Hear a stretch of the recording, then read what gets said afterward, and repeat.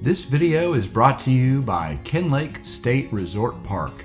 Ken Lake is a beautiful lakefront resort with cottages, a lodge, and a campground nestled on the shores of Kentucky Lake. And with well over 100 miles of single track and gravel forest roads and neighboring land between the lakes and area trail systems, Ken Lake is your western Kentucky gateway for cycling exploration. For information or to make a reservation, visit bit.ly/KenLake. Your Ken Lake adventure awaits.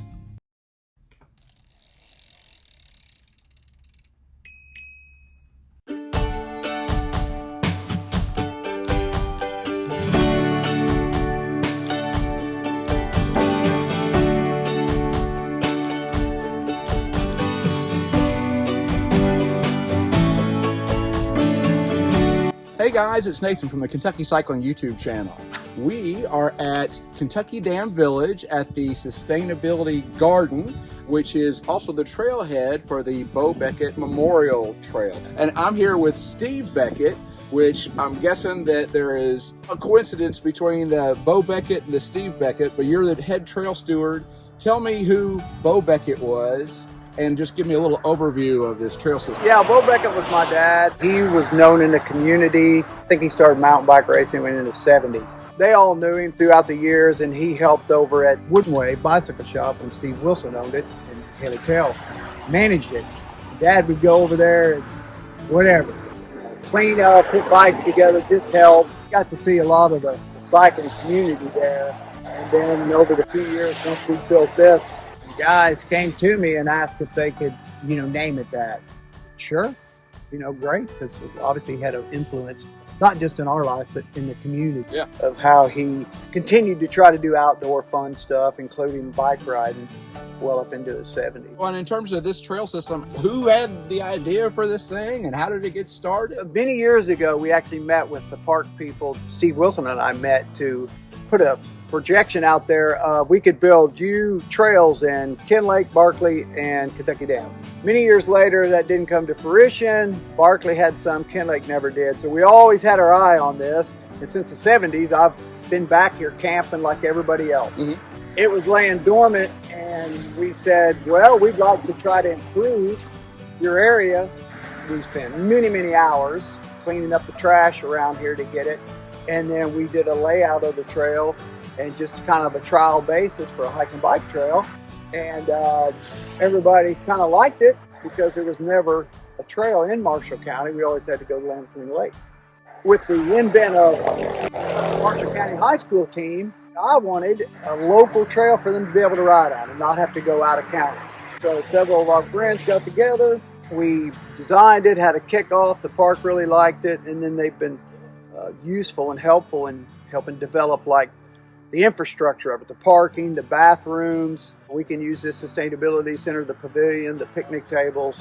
And we've had several local scouts doing Eagle Scout projects like this bike station. You'll find when we go out, like a gazebo structure, you can stop along the trail, just different things like that. So you mentioned the Marshall County team. So he's referencing the NICA team, or the National Interscholastic Cycling Association. Is that what the A is? So you have, hands down, the largest NICA team in the state. Kentucky has sort of an emerging league. You guys used to compete down in Tennessee and do quite well. So you guys have a real powerhouse of a mountain bike team, large numbers, and really strong riders. So say a little bit about the history of the emergence of that team. How did all that get started?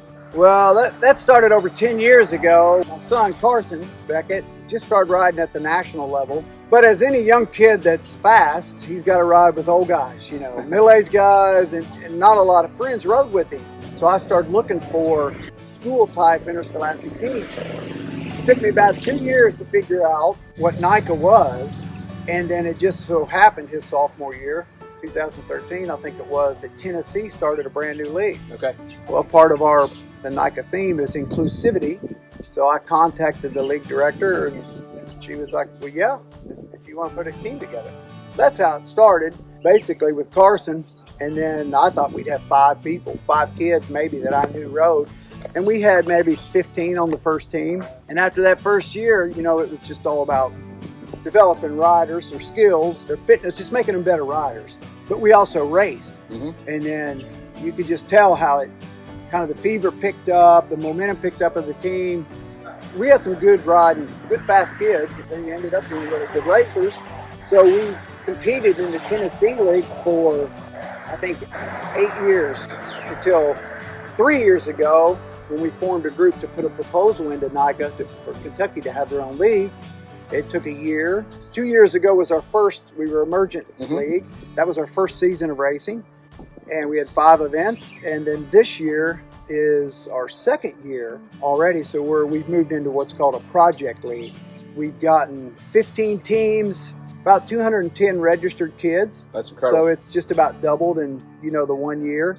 Our goal is for it to continue to grow, obviously, continue to entice adults to come in as well and become riding parents or coaches. Just bring a new sport to Kentucky, just like what we're doing. And in our older age, we're trying to tell these kids, this is a lifetime sport. If you develop early, you can ride, like my dad, into his 70s. That's great. In terms of shifting our attention to the trail system, so how many miles of trail do you have out here today? What most people ride from the sustainability, or aka the old stables, Trailhead, they just performed this loop, which is about 8 miles.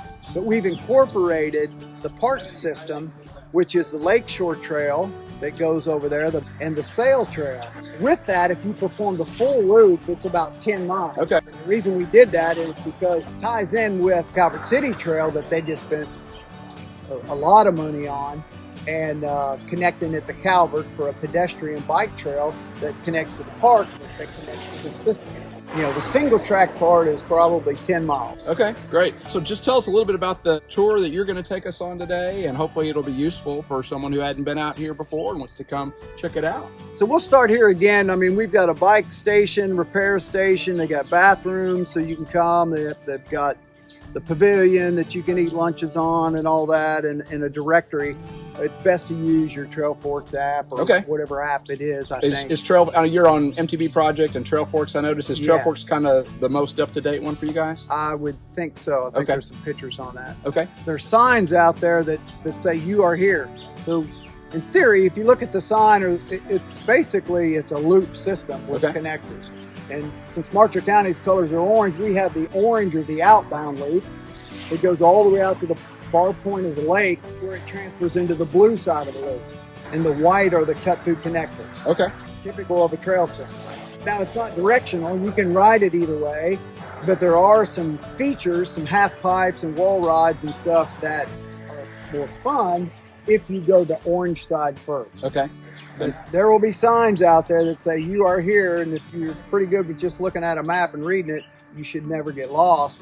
And there's a gravel road that goes right down through the middle of it, which is the maintenance road that goes out to the lake as an emergency. I got to leave and come back. You can get on that road and then connect back over there. All right. And if you're starting from here and going on the orange route first, which direction are you going? Counterclockwise. Counterclockwise. Okay. Yeah. Okay. Great. All right. Well, we're really looking forward to it. Me too.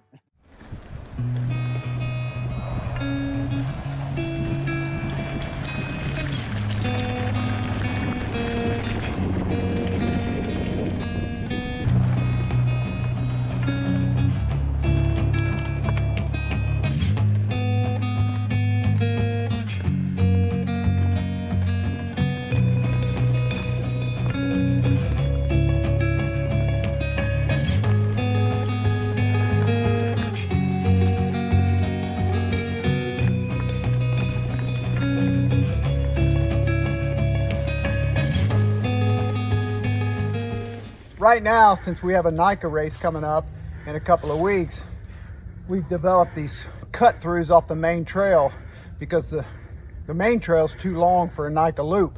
And so we've made all these cut-throughs that you'll see that shorten it to about 4 miles, and it's all based on time for each of the classes. So we're gonna follow the orange, and this little white here, we're gonna drop into. It's just like a fun little pit with some drops, and it comes right back and connects at the same corner.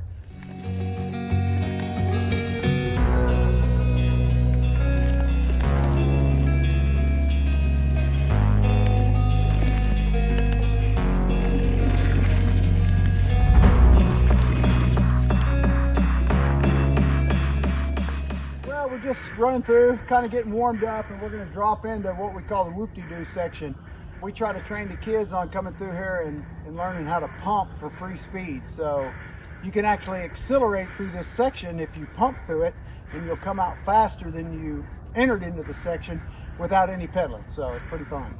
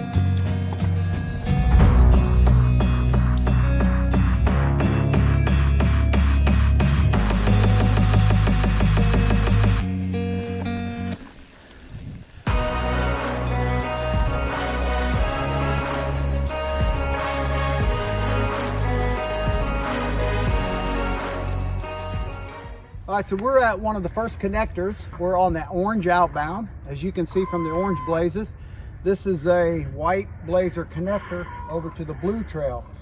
On the map here, it's got one of these handy dandy "you are here," and it shows, in this particular map, it's a green, that's a little connector. And it says pine trees, which are these. So this is one of your reference points in the first part of the trail. Yeah, so. wayfinding. Yeah. Nice.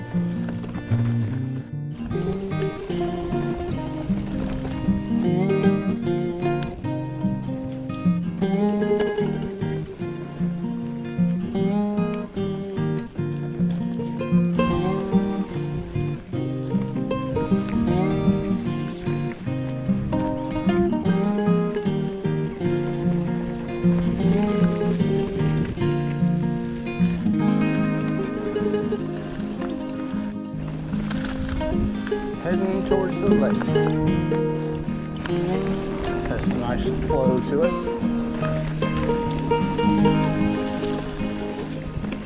We're at the point of the trail, what's called the half pipe. We've got a sign right here that says "you are here," and I think it's even labeled half pipe.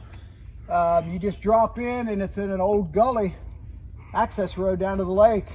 Riding berms, get high on the berms, take the high lines, and you'll be able to, your momentum will carry you all the way through.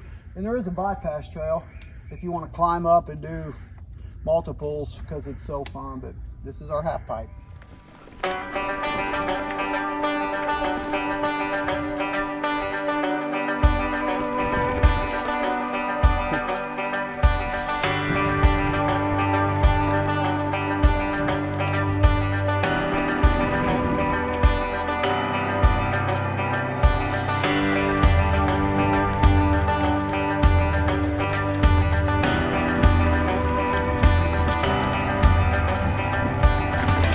Cool.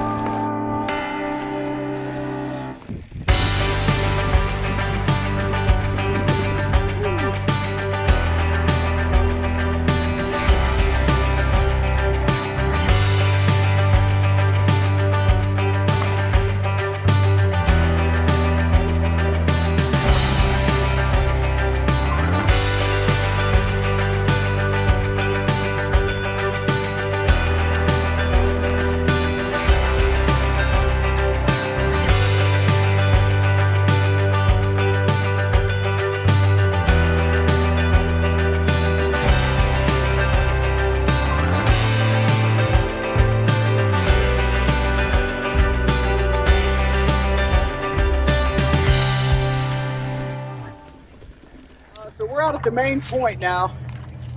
You're at the point where the orange transitions into the blue trail with another sign. Then we have this bench and everything for people to walk or stop, take a break. And of course in the winter, once the leaves all drop, you can see the full view of the lake, Kentucky Dam, all the shore on it and everything. But when the canopy's up, you can just hear boats going by and that's about it. But it is shady.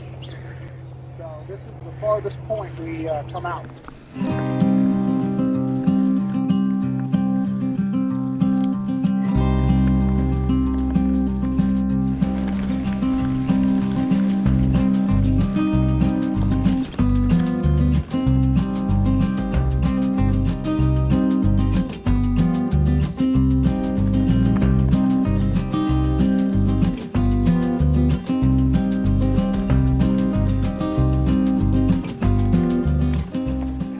On our way back from the main point in the marina, we come into a section with pine trees. We call it the pine maze. It's just tight, you know, more balanced riding.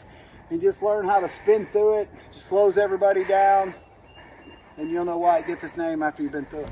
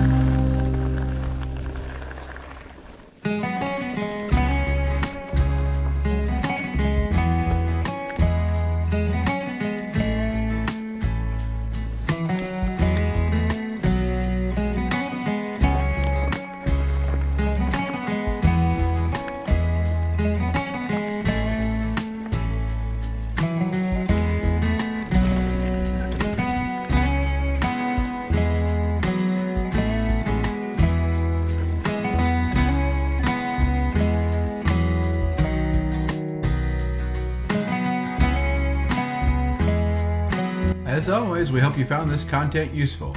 If you did, please like the video and consider subscribing to the channel. Thanks.